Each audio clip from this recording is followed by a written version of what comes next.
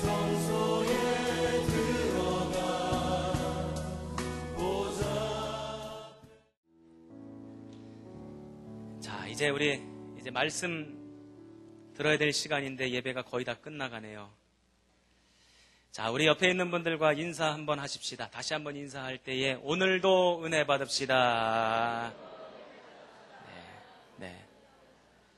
자, 오늘도 저와 여러분의 심령과 가정과 인생과 자녀들 가운데 하나님의 은혜가 충만하게 임하기를 주님의 이름으로 축원합니다. 믿음에는 신비로운 요소가 분명히 있습니다. 말로는 설명할 수 없는 부분이 있고 글로는 표현할 수 없는 그런 힘든 영역이 있습니다. 우리 믿음 생활, 하나님을 믿고 하나님의 나라를 꿈꾸고 소망하며 살아간다는 것에는 사람의 지혜로는 다 이해할 수 없는, 우리가 다 알 수 없는 부분이 있습니다. 인정하시죠?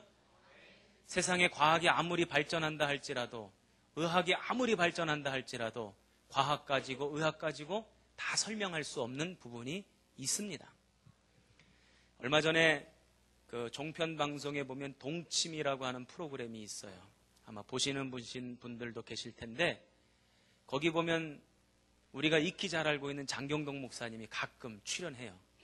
그러면 목사님이 나오니까 신기하기도 하고 또 반갑기도 하고, 그래서 제가 그 방송을 가끔 한 번씩 보는데, 그날따라 누가 나왔냐면 목사님 나오고 카톨릭 교회 신부님 나오고 절의 스님 나오고 무당이 나오고 그리고 정신과 의사가 나오고, 무슨 얘기를 나누냐면 귀신이 있느냐 없느냐, 이 얘기를 가지고 말들을 하는 겁니다. 그런데 정신과 의사가 뭐라 그러냐면 귀신은 과학적으로 증명할 수도 없고 의학적으로 설명할 수도 없기 때문에 나는 귀신의 존재를 믿지도 않고 인정하지도 않는다, 이렇게 얘기를 해요. 그랬더니 장경동 목사님이 뭐라고 말씀하시냐면, 사람이 못 본다고 해서, 보이지 않는다고 해서 다 없는 것도 아니고, 사람이 말로 설명할 수 없다고 해서 존재하지 않는 것도 아니다. 우리가 다 알지 못하기 때문에, 다 이해하지 못하기 때문에 분명히 그 밖에 있는 것들도 있을 수 있다. 그러면서 내가 못 본다고 없다고 말하는 것은 어리석은 것이고, 내가 이해할 수 없다고 아니라고 말하는 것은 바보스러운 일이다, 이렇게 얘기를 했어요. 정신과 의사가 무안해했어요. 여러분, 그 말이 맞죠? 네, 그 말이 맞아요. 우리가 신앙생활 하는 부분에 있어서 말로, 글로, 우리의 표현으로 다 설명할 수 없는 부분이 분명히 존재함을 믿으시기를 주님의 이름으로 축원합니다. 그러나 그렇다고 해서 우리의 신앙이 전혀 이해할 수 없거나 전혀 합리적이지도 않거나 이성적이지도 않다, 이렇게 말할 수도 없는 것입니다. 우리의 신앙의 주요한 부분이 바로 복음입니다. 한번 따라해 보십시다. 복음. 복음은 기쁜 소식, 복된 소식이라는 뜻입니다. 이 복음이 우리 신앙의 주요한 내용이죠. 우리가 무엇을 믿느냐? 복음을 믿는다. 우리가 무엇을 영접하느냐? 복음을 영접한다. 우리가 무엇을 붙잡고 살아가느냐? 복음을 붙잡고 살아간다. 할렐루야. 그런데 이 복음은 충분히 머리로 이성을 가지고 이해할 수 있는 합리적인 것이라는 사실을 저와 여러분이 알아야 합니다. 이것은 믿는 게 아니라 이건 알아야 합니다. 충분히 그림을 그려가며 설명할 수 있는 원리도 가지고 있습니다. 그래서 복음은요, 머리로 이해할 수 있다. 시작! 복음은 머리로 이해할 수 있습니다.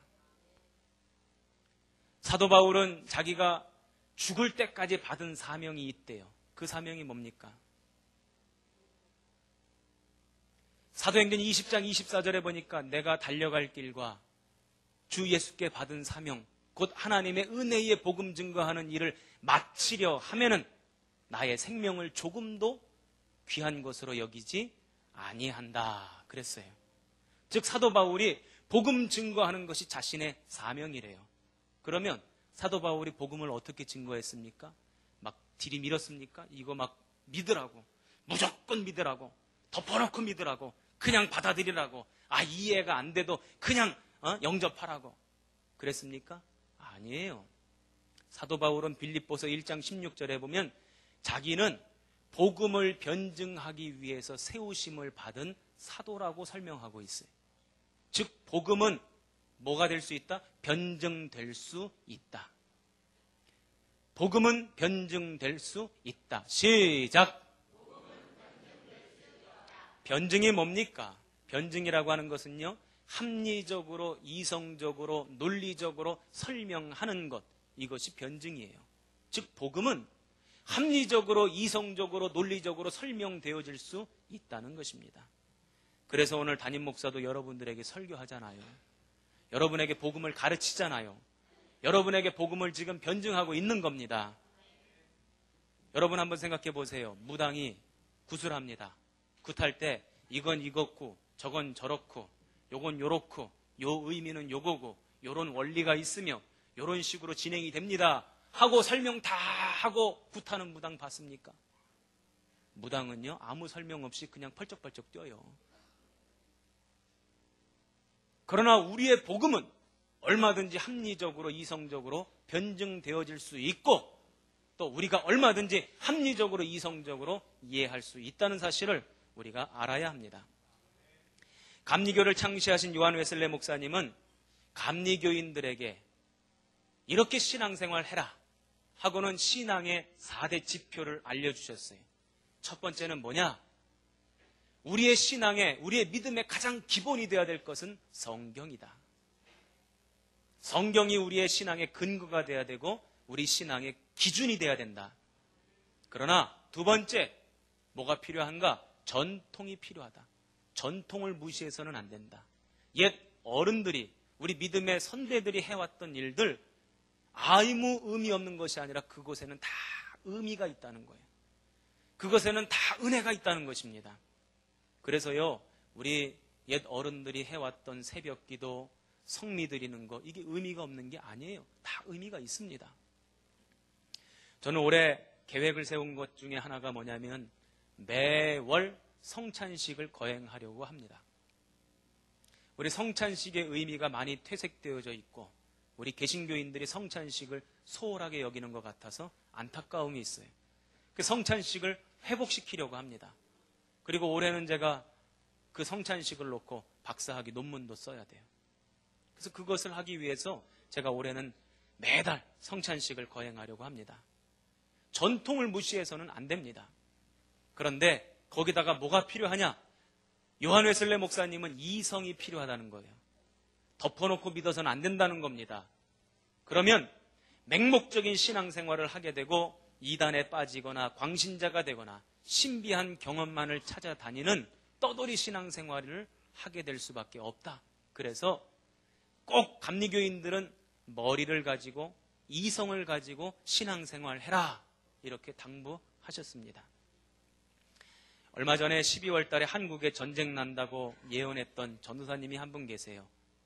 그분 이름이 홍해선 전도사님입니다.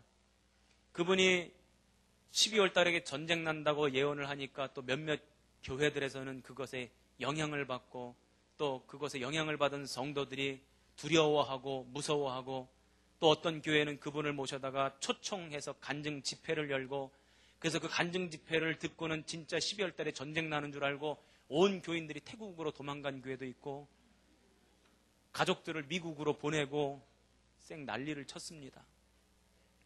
저는요 참으로 안타까운 것이 여러분 전쟁 나면 우리 성도들은 어떻게 하실 거예요? 그럼요. 당연하지. 여러분 전쟁 나면 여러분들 어디 살려고 도망가지 마시고 우리의 사명은 기도하는 것에 있습니다. 이 나라와 민족을 위해 기도하기 위해서 예배당으로 모여주시기 바랍니다. 제가 사이렌 물 테니까 우리 교인들은 다 교회로 다 오세요.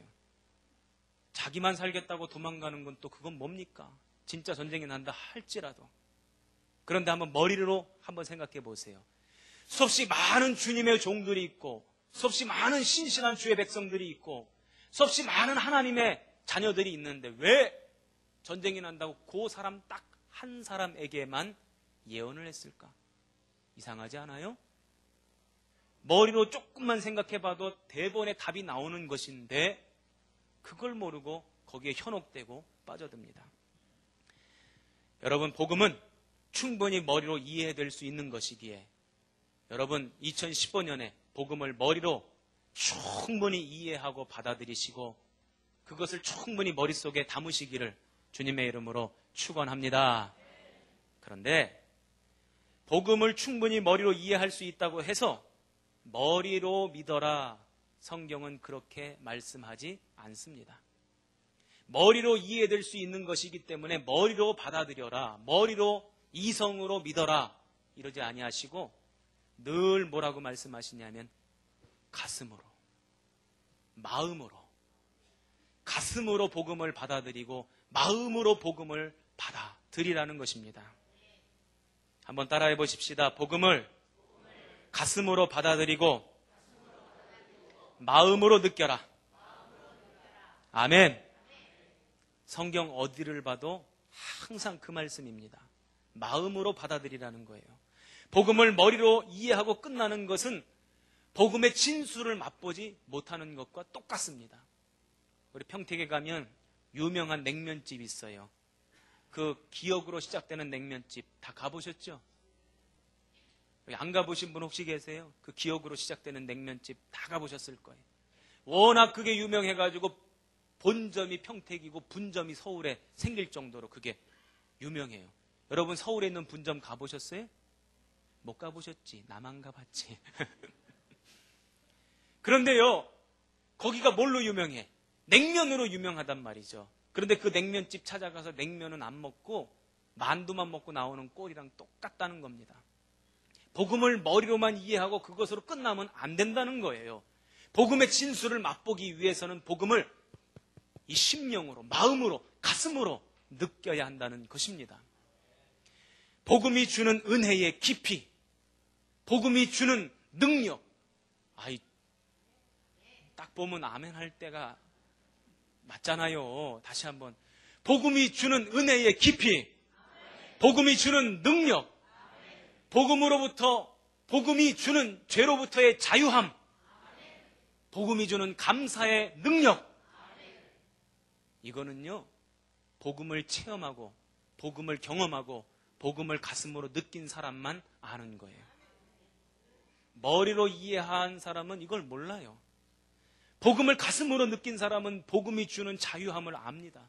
그래서 어떠한 상황과 환경 속에서도 복음을 가슴으로 받아들인 사람은 절망하지 않습니다. 좌절하지 않습니다. 언제든지 기뻐할 수 있습니다. 그래서 성경은 복음을 가슴으로 받아들이래요. 우리 주일 예배만 드리고 아직 복음을 가슴으로 느끼지 못한 그런 성도들이 있는 것 같아요. 한 2명 있는 것 같아요. 여러분 2015년 다가기 전에 올 이제 시작했으니까 꼭 하나님께서 역사하셔서 복음을 머리로만 아는 것에 그치지 말고 마음으로 가슴으로 느끼는 주의 성도들 되시기를 주님의 이름으로 축원합니다. 우리 건이가 어렸을 때에 우리 애기들은 식당 데리고 가면 숟가락 젓가락 다 해치고 반찬 해치고 뜨거운 거 나오는데 막 뜨거운 거 만지려고 그러고 그러잖아요.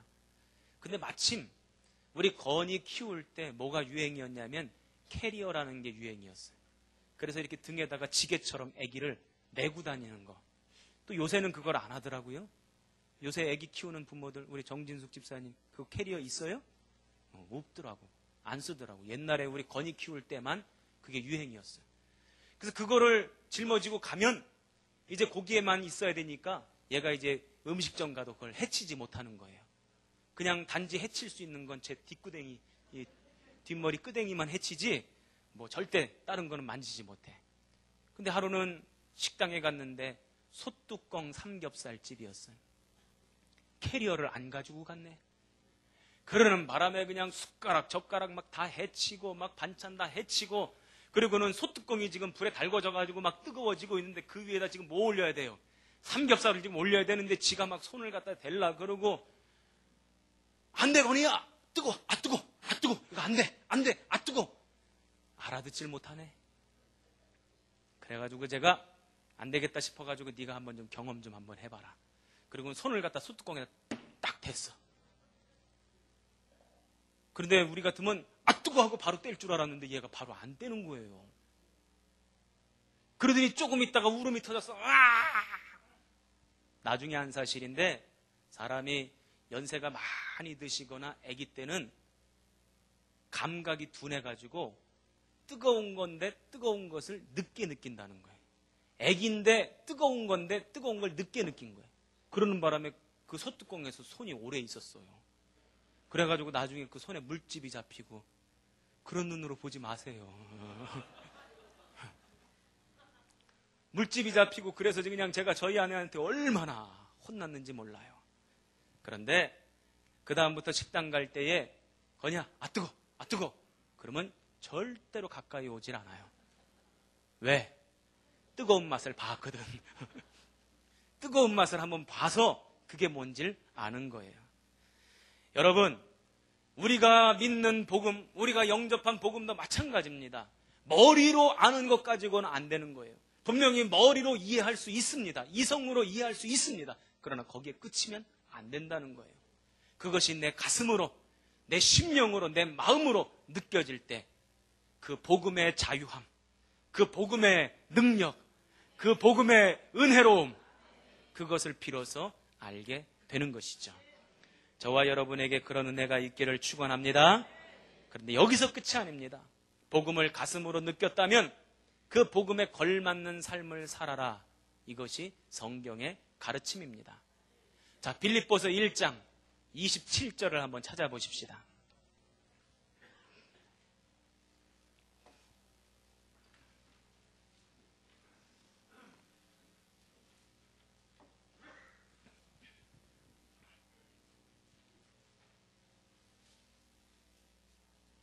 빌립보서 1장 27절.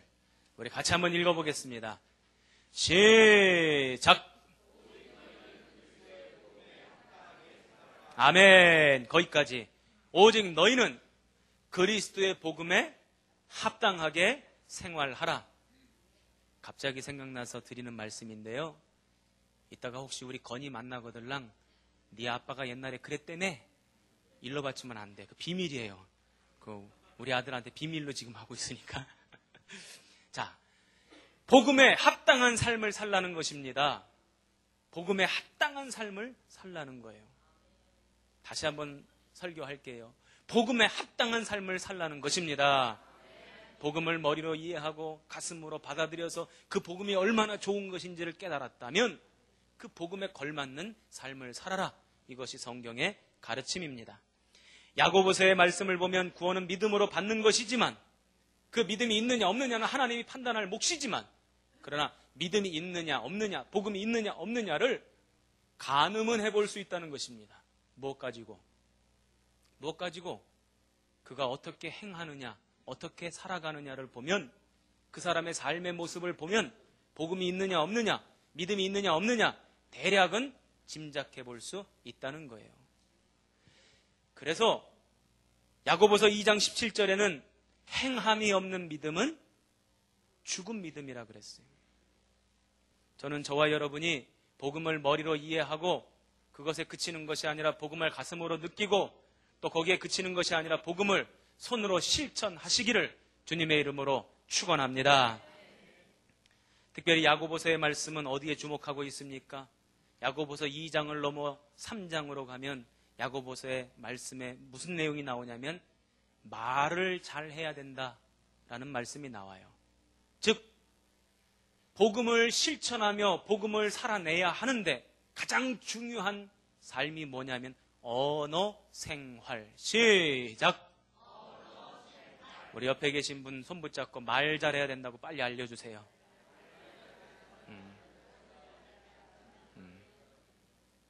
말을 어떻게 해야 된다고요? 그냥 막 잘하라는 얘기가 아니라 그리스도인답게 말을 하라는 거예요. 그리스도인답게 언어 생활을 하라는 것입니다. 저는 점쟁이가 아니지만 목회를 하면서 우리 성도들과 더불어 대화를 나누다 보면 그 대화의 내용 가운데 그 사람의 믿음의 수준, 그 사람의 복음이 있느냐 없느냐 대략 느껴져요. 짐작이 되어져요. 왜냐하면 그 말의 수준을 보면 그것이 그 사람의 인격의 수준이고 신앙의 수준이고 믿음의 수준이기 때문에 그렇습니다. 그래서 말을 잘해야 된다는 것입니다. 예를 한 가지 들을게요. 죄송하지만 오늘은 좋은 예가 아니고 나쁜 예입니다. 다음 주에는 제가 좋은 예를 들어드릴게. 양해 부탁드립니다. 혹시 누군지 모르는데 제가 여기서 예를 드시는 분이 누군지는 저는 몰라요. 그런데 스스로가 거기에 해당된다면 시험 들지 마시고 은혜 받으시고 도전 받으시기 바라요. 시험 들라고 아멘도 안 하는구만. 제가 우리 지난 성탄절날 우리 교회에서 식사를 안 했어요. 아마 전년도 성탄절에도 아마 식사를 안 했을 겁니다. 식사를 대접해서 우리 성도들에게 이렇게 맛있게 대접해드리면 얼마나 좋을까 이런 생각도 있었지만, 그러나 또 한편으로 드는 생각은 성탄절날 식사를 준비하려다 보면 어떤 사람들은 아침 일찍부터 수고해야 되고 예배도 제대로 못 드려야 되고 또 성도들이 다 떠난 다음에도 그 나머지 뒤시닥거리를 성탄절인데 다들 기뻐하는 날인데 그분들은 그런 수고를 해야 되잖아요. 또 특별히 누군가가 목사님 우리가 수고할게요, 내가 헌신할게 하는 사람이 있다면 모를까, 자원하는 사람이 없는데 식사 준비하는 게 좀 불편한 마음이 들었어요. 그래서 우리 성도들에게 양해 말씀 드렸잖아요. 우리 집에 가셔서 또 식당에 가셔서 가족들끼리 맛있게 식사를 하시라고. 그런데 이렇게 말씀하신 분이 있대요. 아니 목사님은 감사 헌금은 하라고 하면서 밥은 안 줘? 제가 그 이야기를 전해 듣고 에이 그렇게 얘기 안 했겠지, 전해주시는 분이 그렇게 좀 보태어서 말씀하신 것이겠지, 그렇게 마음을 먹었어요. 그런데 만약에 정말로 그렇게 말씀하신 분이 있다면 그분은 예물을 하나님한테 드리는 게 아니고 밥값을 내는 거네요. 밥값을 낸다고 생각하니까 밥 안 주니까 뭐라고 하는 거 아니겠어요? 그 안타까움이 생겼어요. 안타까움이 생겼단 말이죠. 그 말 한마디가 그 사람의 믿음의 수준, 인격의 수준, 신앙의 수준을 아주 적나라하게 보여주는 그런 말 한마디였어요. 여러분, 말을 잘해야 합니다. 한번 따라해 보십시다. 말을 잘하자. 잘하자는 것은 막 하자는 얘기가 아니에요. 그리스도인답게 말하자는 거예요. 예수 믿는 사람답게 말하자는 것입니다. 그 말이 그 사람의 인격이고 그 사람의 믿음이고 그 사람의 신앙의 수준이기 때문입니다. 다음 주에는 좋은 예를 들어드릴게요. 오늘은 안 좋은 예를 들어드렸으니까 양해를 해주시기 바랍니다. 여러분, 우리 예수 믿는 사람들은 복음을 붙잡고 살아가는 사람인데, 자, 첫 번째, 복음은 머리로 이해할 수 있다. 두 번째, 그 복음을 머리로만 이해하고 끝나는 것이 아니라 가슴으로 느끼자. 세 번째, 가슴으로 느낀 것으로 끝나지 말고 손으로 실천하자. 복음을 우리의 삶으로 살아내자. 오늘 이것이 우리 2015년도 우리 평택 선곡교회 표어고 우리 모든 성도들이 가슴에 새기고 살아야 할 문장입니다. 이 말씀 붙잡고 복음 가지고 살아가는 저와 여러분 되시기를 주님의 이름으로 축원합니다. 왕의 지성소에